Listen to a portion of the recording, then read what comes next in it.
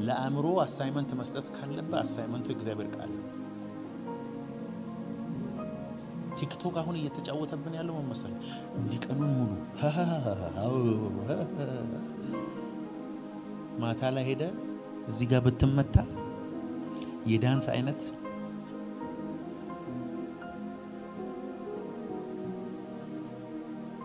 እዚህ በቃ ሚሞሪህን እየመታን ያለው ሾርት ነገሮችን እያየ እዚህ ውስጥ ያለውን በቃ አእምሮን እያጠበል ይሆናል።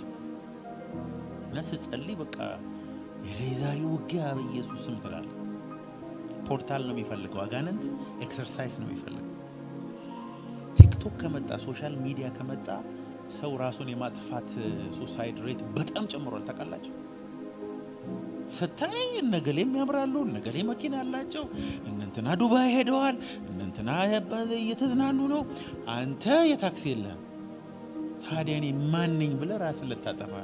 ግን እነሱ ሁሉ የላቸውም፣ ውሸታቸው ነው። ቤቱም የሰው ነው፣ መኪናውም የሰው ነው፣ የተቀረጹበት ሞባይል የሰው ነው፣ ልብሱን ተከራይተው ነው። አንተ እውነት መስሎ ነፍስን ታጠፋለህ። ብዙ ሰው ችግር ውስጥ እየገባ ነው ሶሻል ሚዲያ እያየ እኔም ብሎ ሰው እያለ ነግሬያቸዋለሁ። አሜሪካን ሀገር የሚከራይ ቤት አለ ከነ መኪናው። ቲክቶክ እሰራበታለሁ ትላለህ፣ ያንተን ፎቶ ያደርጉልሃል። ቤቱ ያንተ ነው፣ መኪና ያንተ ነው፣ እየነዳ ትቀረጻለህ። ስትወጣ $200 ከፍለህ መውጣት። ቤቱ ያንተ አይደለም፣ መኪናውም ያንተ አይደለም። በቲክቶክ የሚያይ ሰው በጠቅላላ ግን አቤት ይሄ ሰው ኑሮ። ሴቶች በተለይ ይወዳሉ። ማጥ ቀሚስ ያለበት ቤት እየቀያየ ቀኑን ሙሉ ተነስተው የሰው ጁስ፣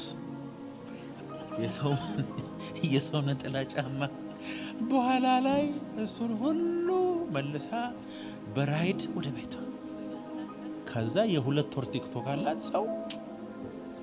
አቤት እኔም ብሎ ሰው ይላል። የሰይጣን እየተጫወተ ያለ ብዙ ሰዎች ዲፕረስድ እየሆኑ ነው። ዛሬ የሆነ ሰይጣን እንደመታው አውቃለሁ። እግዚአብሔር ግን ምን እንደሚፈልግ ልንገርህ። በቃሉ ነፋስ ውስጥ ገብተህ 2000 ዓመት 6000 ዓመት ወደ ኋላ እየሄድክ ዘላለም ወደፊት እየበረርክ በመንፈሳዊ ዓለም ውስጥ እንደ ንስር እየሄድክ ለዚህ ጄኔሬሽን የሚሆን ክብር እንድትገልጥ ነው እግዚአብሔር የጠራ። ራባካታ